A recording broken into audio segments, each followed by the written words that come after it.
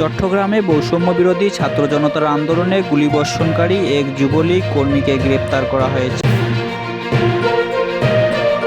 তার নাম তহিদুল ইসলাম ওরফে ফরিদ। পুলিশ বলেছে, তহিদুল একই ছাত্র জনতার উপর ২৮টি গুলি ছোড়েন। গতকাল শুক্রবার রাতে সাতক্ষীরা জেলার কমলনগর এলাকা থেকে তাকে গ্রেপ্তার করে চট্টগ্রাম নগরের চান্দাগাঁও থানা পুলিশ। গ্রেপ্তার তহিদ চান্দাগাঁও ওয়ার্ডের সাবেক কাউন্সিলর এসরাহুল হকের অনুসারী হিসেবে পরিচিত।